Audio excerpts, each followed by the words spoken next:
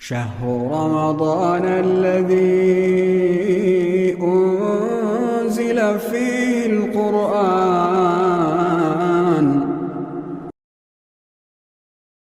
الحمد لله رب العالمين والصلاة والسلام على أشرف الأنبياء والمرسلين نبينا محمد وعلى آله وأصحابه أجمعين أما بعد. تمام تعریف رب العالمین کے لیے لائق و سزاوار ہے. بعدہ درود و سلام نازل ہو اللہ کے تمام انبیاء اور اس کے رسولوں پر، بالخصوص اللہ کے پیارے نبی جناب محمد مصطفیٰ صلی اللہ علیہ وسلم کے ذات گرامی پر، صلی اللہ علیہ وعلی آلہ واصحابہ اجمعین. الحمدللہ قیام اللیل میں پارے 4 کی تلاوت ہوئی ہے، جس میں سورہ آل عمران کا آخری حصہ ہے اور سورہ نساء کا ابتدائی حصہ بیان کیا گیا ہے. جیسے کہ سورہ آل عمران کا جو مضمون ہے یہ نصارہ کے بارے میں ہے، اور نصارہ نے عیسیٰ علیہ السلام کے بارے میں جو غلو سے کام لیا، انہیں اللہ کا بندہ تسلیم کرنے کے بجائے انہیں الوہیت کا درجہ دیا، تو قرآن نے اس کی تردید فرمائی مختلف انداز میں، اور جو حق واضح فرمایا کہ اللہ عز و جل کے اختیارات ہیں، جو چاہتا ہے وہ کرتا ہے، تو اس میں کوئی شک و شبہ کی کوئی بات نہیں ہے. پھر اللہ عز و جل نے پارے 4 میں ذکر فرمایا ہے کعبۃ اللہ کی، خانہ کعبہ کی تعمیر کے سلسلے میں، کہ اس دنیا میں سب سے پہلا گھر جس کا بنا ہے، وہ اللہ کا گھر بنا ہے، وہ خانہ کعبہ ہے. ان اول بیت وضع للناس للذی ببکۃ مبارکا وہدی للعالمین، وہ بہت ہی مبارک ہے اور جہاں والوں کے لیے وہ ہدایت ہے. فیہ آیات بینات مقام ابراہیم، اس میں بہت ساری نشانیاں ہیں اور مقام ابراہیم ہے، یعنی جس جگہ پر یا جس پتھر پر ابراہیم علیہ السلام اور اسماعیل علیہ السلام کھڑے ہو کر خانہ کعبہ کی تعمیر کیے، تو آج بھی وہ پتھر موجود ہے بطور نشانی کہ اللہ تعالیٰ نے اس کو باقی رکھا ہے.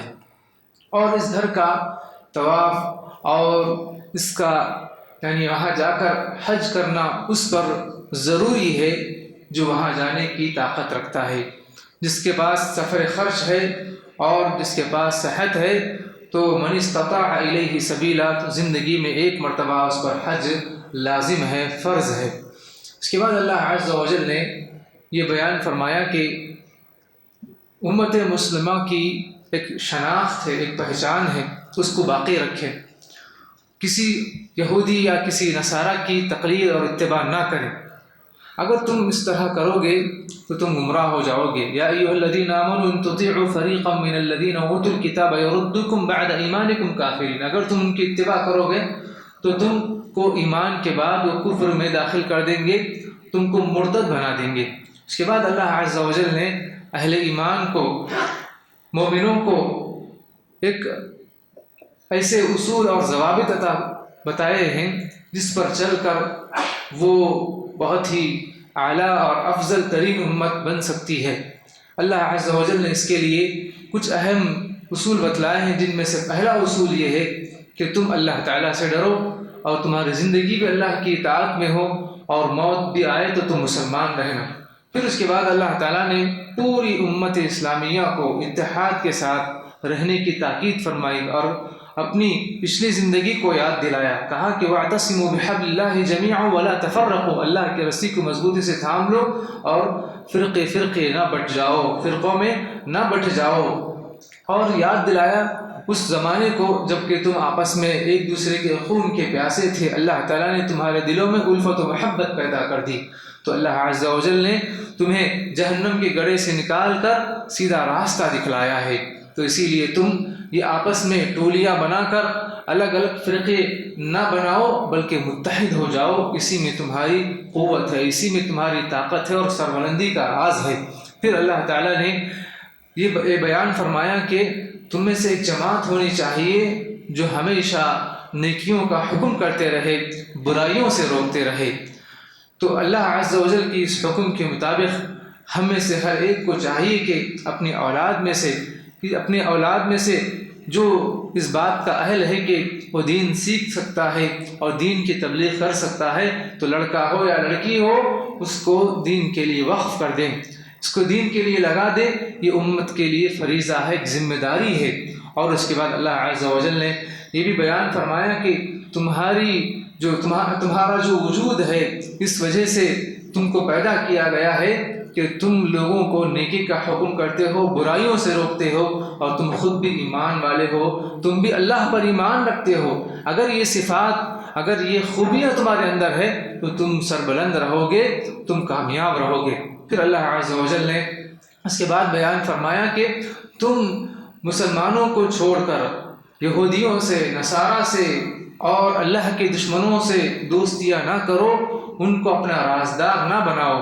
وہ جتنا بھی تم سے قریب ہوں گے، اگر تم اپنا رازدار بناؤ گے تو اپنے دلوں میں وہ تمہارے خلاف کینہ کپٹ چھپائے رکھتے ہیں، اور اپنی زبانوں سے جو کچھ ظاہر کرتے ہیں وہ کم ہے، اور دلوں میں اس سے زیادہ ان کے بغض بھرا ہوا ہے۔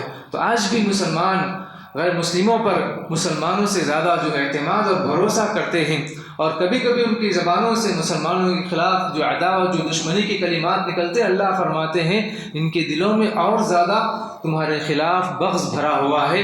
تو اسی لیے تم ان کو اپنا رازدار نہ بناؤ، ان کو اپنا دوست نہ بناؤ۔ اور تاریخ میں بھی عمر رضی اللہ عنہ سے ایک صحابی نے کہا کہ شاید ابو سعید خدری رضی اللہ عنہ ہے یا کوئی اور صحابی، کہا کہ میں نے ایک نصارہ کو کاتب، اس کو میں نے کتابت کے لیے رکھ لیا ہے، اس کو کلرک بنا کر میں نے رکھا ہے۔ تو کہا کہ تم نے اس کو کیوں بنا کر رکھا؟ جب اللہ تعالیٰ نے منع کیا ہے تم نے اس کو کیوں بنایا ہے؟ اس سے بہتر مسلمان کو تم بنایا ہوتے۔ تو انہوں نے کہا کہ مجھے اس کے دین اور ایمان سے کوئی مطلب نہیں ہے، مجھے اس سے کتابت سے مطلب ہے۔ تو کہا کہ جس قوم کو اللہ عز و جل نے ذلیل کر دیا، تم کیسے اس کو عزت دے سکتے ہو؟ تو میں ایسے قوم کو عزت نہیں دے سکتا، میں ایسے قوم کو اونچا مقام نہیں دے سکتا، یہ عمر رضی اللہ عنہ نے کہا تھا۔ اس کے بعد اللہ عز و جل نے منافقین کے بارے میں فرمایا کہ اہل ایمان سے وہ چڑھتے ہیں، نفرت کرتے ہیں۔ اگر ان کو کوئی خوشی اور مسرت لاحق ہوتی ہے مسلمانوں کو تو ان کو تکلیف ہوتی ہے، ان تمسسکم حسنۃ تسؤہم، اور اگر تم کو کوئی تکلیف پہنچتی ہے تو اس سے انہیں خوشی ہوتی ہے۔ اس کے بعد اللہ عز و جل نے غزوہ بدر کا ذکر فرمایا، جو اسلام کی سب سے پہلی جنگ ہوئی، اسلام اور کافروں کے درمیان ایک فرق کرنے والی جنگ تھی۔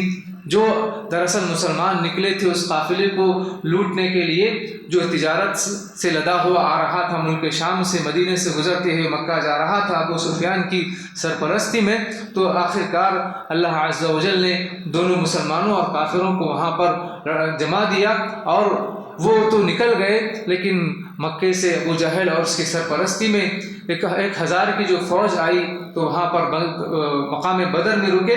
تو اللہ عز و جل کے حکم سے، اللہ کے نبی صلی اللہ علیہ وسلم کی کوششوں سے وہاں پر پھر مسلمانوں اور کافروں کے درمیان ایک بہت بڑی جنگ چھڑ گئی، جو اسلام کی سب سے پہلی جنگ تھی، جس میں 70 بڑے بڑے کفار مارے گئے اور مسلمانوں کو اس میں فتح نصیب ہوئی۔ اللہ عز و جل نے فرمایا کہ وَلَقَدْ نَصَرَكُمُ اللَّهُ بِبَدْرٍ وَأَنْتُمْ أَذِلَّةٌ، اللہ تعالیٰ نے تم کو مقام بدر میں کامیابی عطا فرمائی، حالانکہ تم پست تھے، تم کمزور تھے، اللہ تعالیٰ نے تمہاری مدد کی ہے۔ اور اللہ تعالیٰ نے وعدہ کیا کہ اگر تم مومن رہو گے، اگر تم اللہ پر یقین رکھو گے تو اللہ تعالیٰ 3000 فرشتوں کی فوج کے ذریعے سے تمہاری مدد کرے گا، اور تمہارا ایمان اور بھی اضافہ ہو جائے، تم مکمل یقین کے ساتھ لڑو گے تو اللہ تعالیٰ 5000 فرشتوں کی فوج سے تمہاری مدد کرے گا۔ صحابہ کہتے ہیں کہ ایسے لگتا تھا کہ جو ہے ہم کوئی کافر کی گردن ایسے اڑ رہی ہے اور نظر نہیں آتا کہ کون اس کو اڑا رہا ہے۔ تو فرشتوں کے ذریعے سے اللہ تعالیٰ نے مسلمانوں کی تائید فرمائی اور مدد فرمائی۔ اس کے بعد اللہ عز و جل نے فرمایا کہ یہ اللہ تعالیٰ کی جنت کی طرف تم دوڑو، تم مسابقہ کرو، وسارعوا الی مغفرۃ من ربکم، اللہ تعالیٰ کی مغفرت کی طرف، اس کی جنت کی طرف تم ایک دوسرے سے سبقت کرو۔ جہاد کا معاملہ ہو یا دین کا کوئی اور معاملہ ہو، تمہیں اس سے پیچھے ہٹنے کی ضرورت نہیں ہے، بلکہ اسی میں تمہارے لیے کامیابی ہے۔ اور اللہ تعالیٰ نے اہل ایمان کے لیے، متقیوں کے لیے ایسی جنتیں تیار کر رکھا ہے جس کی چوڑائی زمین و آسمان کے برابر ہے۔ ان کی صفات گناتے ہوئے اللہ تعالیٰ نے فرمایا کہ الذین ينفقون فی السراء والضراء والکاظمین الغیظ والعافین عن الناس، کہ جو خرچ کرتے ہیں اپنا مال خوشحالی میں، تنگ دستی میں خرچ کرتے ہیں اور لوگوں کو معاف کرتے ہیں، ان کی غلطیوں کو درگزر کرتے ہیں، اس کو لوگوں کے سامنے اچھالتے نہیں پھرتے ہیں، اللہ تعالیٰ ایسے نیکوکاروں کو پسند کرتا ہے۔ پھر آگے اللہ عز و جل نے فرمایا کہ یہ ایسے لوگ ہیں جب کوئی ان سے بڑی برائی ہو جاتی ہے، والذین اذا فعلوا فاحشۃ او ظلموا انفسهم، یا ہے کہ انہوں نے گناہ کر کے اپنے آپ پر ظلم کر لیا ہے تو ذکروا اللہ، اللہ کو یاد کرتے ہیں، فوراً اللہ سے توبہ کرتے ہیں، فاستغفروا لذنوبہم ومن یغفر الذنوب الا اللہ، اور ہے کون اللہ کے علاوہ جو ان کے گناہوں کو معاف کر سکے، جو ان کے گناہوں کو بخش دے، تو اہل ایمان اللہ ہی کی طرف رجوع کرتے ہیں۔ تو اللہ عز و جل نے ایسے لوگوں کے لیے جنتیں تیار کر رکھی ہیں، اللہ نے ان کے لیے مغفرت کا وعدہ فرمایا ہے، اور بہترین بدلہ ان کا ان ایسے لوگوں کا ہے جو اللہ تعالیٰ سے معافی مانگتے ہیں۔ اس کے بعد اللہ عز و جل نے اور بھی جنگ احد کا تذکرہ فرمایا، اور اس میں جو مسلمانوں کو جو فتح ہوئی، اس کے بعد پھر وقتی طور پر جو تکلیف ہوئی اس کا تذکرہ فرمایا کہ پہلے مسلمان یعنی جنگ احد میں، میدان احد میں کامیاب ہوئے، صحابہ کرام سمجھ گئے کہ اب ہم کامیاب ہیں، تو وہ درے کو چھوڑ دیے، وہ مقام کو چھوڑ دیے جہاں پر اللہ کے نبی صلی اللہ علیہ وسلم نے 50 صحابہ کو ٹھہرایا تھا، 13 انداز صحابہ کو۔ تو پھر خالد بن ولید رضی اللہ عنہ موقع پا کر پیچھے سے آ کر مسلمانوں پر جو حملہ کیے، تو مسلمان آپس میں ایک دوسرے کو مارنے لگے، اور اس طریقے سے وہ یعنی میدان چھوڑ کر کچھ لوگ چلے گئے اور کچھ لوگ ڈٹے رہے۔ اللہ کے نبی صلی اللہ علیہ وسلم کے دندان مبارک بھی شہید ہوئے، نبی صلی اللہ علیہ وسلم کی یعنی پیشانی پر جو خوت تھا وہ گھس گیا تھا، آپ کے جو ہے یعنی بہت یعنی جسم سے خون بہنے لگا تھا، کافر اتنا قریب آ گیا تھا کہ اللہ کے نبی صلی اللہ علیہ وسلم کو پر حملہ کر دیتا، لیکن کچھ جانباز صحابہ ایسے تھے، کچھ یعنی چند 8 سے 10 کے قریب کچھ صحابہ تھے جنہوں نے تیروں کو اپنے سینوں پر روکا، اپنے ہاتھوں پر روکا۔ نبی کریم صلی اللہ علیہ وسلم دیکھنا چاہتے تھے کہ دشمن کتنا قریب آ چکا ہے۔ صحابی کہتے ہیں، شاید ابو طلحہ رضی اللہ عنہ ہے، کہتے کہ اللہ کے نبی صلی اللہ علیہ وسلم میرے ماں باپ آپ پر قربان ہو، آپ اپنا سر نہ اٹھائیے، آپ جھانک کر نہ دیکھیں کہیں دشمن کا تیر آپ پر آ کر لگ جائے، تو میرا سینہ آپ کے لیے حاضر ہے، میں آپ کے لیے حاضر ہوں، اور آپ اپنی حفاظت میں رہیے۔ اللہ کے نبی صلی اللہ علیہ وسلم کے صحابہ نے ایسی مدد فرمائی، ایسی حفاظت کی، اور ایسے وہ ان کی جو ہے آس پاس لگے رہے۔ پھر اللہ کے نبی صلی اللہ علیہ وسلم بلاتے رہے کہ، اور واقعہ یہ ہوا کہ مصعب بن عمیر رضی اللہ عنہ نبی صلی اللہ علیہ وسلم کے جو مشابہ تھے وہ شہید کر دیے گئے۔ کافر نے سمجھا کہ اللہ کے نبی صلی اللہ علیہ وسلم کو شہید کر دیا گیا ہے، تو پھر صحابہ کے جذبات ٹھنڈے پڑ گئے، کہا کہ جس کے ساتھ ہم لڑ رہے تھے، جس کے لیے ہم لڑ رہے تھے، اب وہ نہیں رہا تو ہم کیوں لڑے؟ میدان چھوڑ کر بھاگنے لگے۔ اللہ کے نبی صلی اللہ علیہ وسلم بلانے لگے، اذ تصعدون ولا تلوون على احد والرسول يدعوكم في اخراكم، تم پلٹ کر جا رہے ہیں، رسول تم کو بلا رہا ہے، فاثابكم غما بغم لكي لا تحزنوا على ما فاتكم ولا ما اصابكم، تم کو تکلیف پر تکلیف پہنچی ہے، غم پر غم پہنچا ہے، لیکن پھر اللہ عز و جل یعنی دیکھ رہا ہے، تمہارے ہر عمل سے باخبر ہے۔ پھر اللہ تعالیٰ نے تم پر سکینت نازل فرمائی، لیکن کچھ منافقین مسلمانوں کے ساتھ تو پہل ساتھ رہے، پھر 300 منافقین جو عبداللہ بن ابی کی جو یعنی ذمہ داری میں تھے وہ ہٹ کر وہ نکل گئے مسلمانوں کے ساتھ، مسلمان کم تعداد میں تھے، پھر بھی اللہ تعالیٰ نے ان کی مدد فرمائی۔ تو اللہ تعالیٰ نے اس کا تفصیلی ذکر فرمایا، باوجود یہ کہ مسلمانوں کو تکلیف پہنچی، پھر اللہ کے نبی صلی اللہ علیہ وسلم نے ان کا پیچھا کیا، حمراء الاسد تک پیچھا کیا، مسلمان یعنی تھکے ہوئے تھے، چور تھے زخموں سے، تو دشمن جو بھاگا وہاں سے میدان جنگ چھوڑ کر، پھر دوبارہ مسلمانوں نے جم کر جو حملہ کیا، تو پھر اللہ کے نبی صلی اللہ علیہ وسلم نے جنگی چال چلی، کہ ابھی جو دشمن بھاگا ہے وہ لوگ بھاگ چکے ہیں، پھر وہ پلٹ کر آ سکتے ہیں۔ اس وجہ سے پھر صحابہ کرام کو تیار کیا کہ اب جو ہمارے ساتھ جنگ میں شریک تھے پھر وہ ان کا پیچھا کریں گے، پھر وہ ان کا پیچھا کریں گے، کہیں وہ پلٹ کر نہ آئیں۔ ابو سفیان کہتے تھے کہ مجھے یقین تھا کہ مسلمانوں پر ہم حملہ کر سکتے ہیں، پھر ہم جب پلٹ کر آنے لگے تو پھر مسلمان ہمارے پیچھے آئے تو پھر ہم اور بھی جو ہے آگے بڑھ گئے اور بھاگ گئے۔ تو اس طرح اللہ کے نبی صلی اللہ علیہ وسلم نے جو جنگی چال چلی، اگر پھر وہ پلٹ کر آتے تو مسلمان پھر جو زخموں سے چور تھے پھر مسلمانوں پر حملہ کر سکتے تھے۔ اس طریقے سے اللہ کے نبی صلی اللہ علیہ وسلم نے ان صحابہ کو تیار کیا۔ تو اللہ فرماتے ہیں کہ ایسے لوگوں سے اللہ راضی ہے جو اللہ اس کے رسول کی اطاعت کرتے ہیں، زخموں سے چور ہیں پھر بھی وہ اللہ اس کے رسول کی باتوں پر عمل کرتے ہیں۔ دشمن ڈرا رہا تھا لیکن اس کے باوجود ان کی ایمان میں اور بھی اضافہ ہو رہا تھا۔ تو ایسے لوگ جس جنگ میں شہید ہوئے، تقریباً 70 یعنی شہدائے بدر جو صحابہ کرام شہید ہوئے تھے، جو مدینے کی جو مختصر آبادی تھی اس میں 70 جو صحابہ شہید ہوئے، بڑی تعداد تھی۔ تو ایسے لوگوں کے بارے میں اللہ فرماتے ہیں کہ یہ مردہ نہیں ہے، زندہ ہیں، یہ اللہ کے پاس رزق کھا رہے ہیں۔ اللہ کے نبی صلی اللہ علیہ وسلم نے ان کے بارے میں جب پوچھا گیا تو کہا کہ یہ پرندوں کے ان کی روحیں پرندوں کے یعنی پیٹوں میں ہوں گی، اور اللہ کے عرش کے نیچے جو قندیلیں ہیں ان قندیلوں میں جا کر لٹکیں گی، اور جنت میں جہاں چاہیں گی کھائیں گی پھریں گی۔ تو ان شہداء کی روحیں اس طریقے سے وہ زندہ رہیں گی۔ تو اللہ عز و جل نے اس کا بھی تذکرہ فرمایا۔ پھر آگے کے آیات میں اللہ تعالیٰ نے اللہ تعالیٰ کی جو کیا قدرت ہے، کیسی طاقت ہے، اس کا تفصیلی ذکر فرمایا۔ ان فی خلق السماوات والارض واختلاف اللیل والنہار لآیات لأولی الالباب، بے شک یہ زمین و آسمان میں اور رات و دن کے آنے جانے میں اہل ایمان کے لیے، عقل مندوں کے لیے بڑی نشانیاں ہیں۔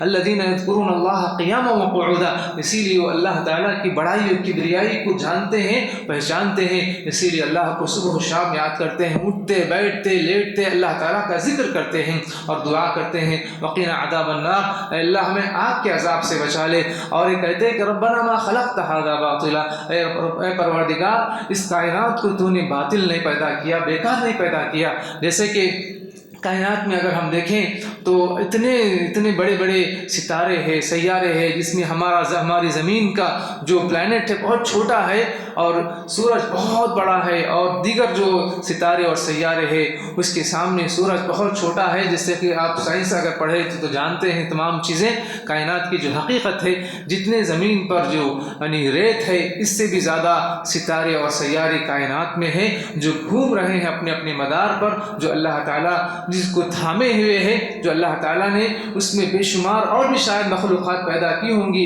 جس کا علم اللہ ہی کو ہے۔ تو کہیں گے کہ ربنا ما خلقت ھذا باطلا، اے پروردگار تو نے اتنی بڑی کائنات جو بنائی ہے بیکار نہیں بنائی ہے، جو باطل نہیں بنائی ہے، اس کی کوئی نہ کوئی حقیقت ہے جو تو ہی جانتا ہے۔ بس ہم تجھ سے یہی مانگتے ہیں کہ وقنا عذاب النار، اے پروردگار ہمیں آگ کے عذاب سے بچا لے۔ تو اہل ایمان کی دعائیں اس کے بعد ذکر کی اللہ عز و جل نے۔ اس کے بعد کہا کہ جو لوگ کامیابی چاہتے ہیں تو ان کے لیے 4 صفات ضروری ہیں، ان کے لیے 4 صفات ضروری ہیں۔ ان اللہ سریع الحساب، کہ اللہ تعالیٰ فرماتے ہیں کہ جو صبر کرتے ہیں، جو مصابرہ کرتے ہیں، جو استقامت کی راہ اختیار کرتے ہیں، جو ایمان والے ہوتے ہیں تو وہ لوگ کامیاب ہونے والے ہیں۔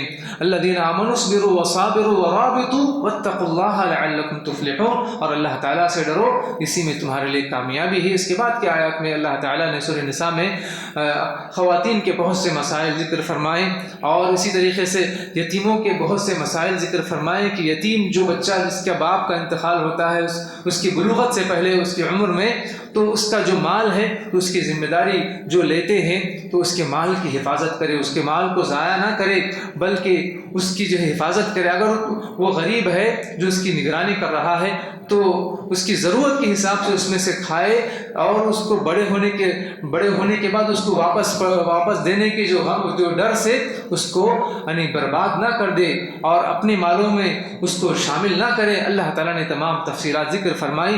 جب بڑے ہو جائیں، رشد کی عمر کو پہنچ جائیں تو ان کا مال ان کو واپس کر دے۔ اور یتیم کی کفالت کے سلسلے میں اللہ کے نبی صلی اللہ علیہ وسلم نے جیسے فرمایا کہ انا وکافل الیتیم فی الجنۃ کہاتین، کہ میں اور یتیم کی کفالت کرنے والا جنت میں اس طریقے سے ہوں گے، بالکل قریب ہوں گے۔ اس کے بعد اللہ عز و جل نے یہ بھی فرمایا کہ جو مال ہے اس کا انتقال ہو جاتا ہے، اس کے بعد جو اس کے وارثین ہوتے ہیں تو ان کی بھی ساری تفصیلات ذکر فرمائی. یوصیکم اللہ فی اولادکم للذکر مثل حظ الانثیین. تو ان آیات میں اللہ تعالیٰ نے یعنی میراث کے تمام احکام تفصیل سے ذکر فرمائے کہ اگر کسی شخص کا انتقال ہوتا ہے، اس کی اولاد ہے، اگر بچے بھی ہیں بچیاں بھی ہیں، تو پھر للذکر مثل حظ الانثیین، تو لڑکیوں کو ایک حصہ اور لڑکوں کو 2 حصے دیں. اور اگر اس کی ایک ہی لڑکی ہے تو آدھا حصہ اس لڑکی کا ہے، بقیہ اس کے ماں باپ کا، اس کے دیگر رشتہ داروں کا ہے.